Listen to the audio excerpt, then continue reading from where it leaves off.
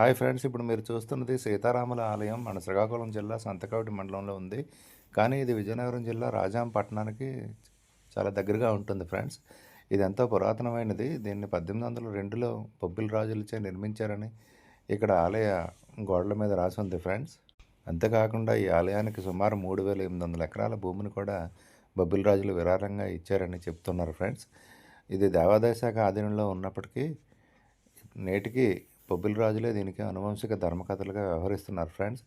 ఇక్కడ మన రాష్ట్రంలో ఎక్కడా లేని విధంగా సీతమ్మ వారు రాముడి ఎడమకాలి తొడ మీద కూర్చొని ఉంటారు ఫ్రెండ్స్, మూల విరాట్లు ఇప్పుడు మీరు చూస్తున్నారు కదా. ఇంకొకటి ఏంటంటే ఇక్కడ ఈ ఆలయంలో లక్ష్మణుడు కూడా మీకు కనిపించడు. హనుమంతుడు కూడా మూల విరాట్ దగ్గర కాకుండా వేరే చోట ఉన్నారు. ఈ ఆలయంలో మీరు ఎక్కడ చూసినా సరే ఎత్తైన రాతి స్తంభాలు, పెద్ద పెద్ద ప్రాకారాలు, పైకప్పుతో ఎప్పుడు వచ్చినా సరే ఎండాకాలంలో వచ్చినా సరే చల్లగా ఉంటుంది ఫ్రెండ్స్. కాకపోతే ఇది రైల్వే స్టేషన్కి కానీ బస్ స్టాండ్కి కానీ దగ్గరగా లేకపోవడం వల్ల, దూరంగా పట్టణానికి రాజాం పట్టణానికి దూరంగా ఉండడం వల్ల జనాదరణకు నోచుకోవడం లేదు ఫ్రెండ్స్. ఇటువంటి మారుమూల ప్రాంతాల్లో ఉన్న సీతారాముల ఆలయాలు మన రాష్ట్ర వ్యాప్తంగా చాలా ఉన్నాయి. వీటన్నిటిని గుర్తించి పెద్దల దృష్టికి తీసుకురావాల్సిన అవసరం ఎంతైనా ఉంది. జై శ్రీరామ్ అనే నినాదంతో కొత్తగా ఈ ఆలయాలన్నింటినీ పరిరక్షించుకుందాం ఫ్రెండ్స్.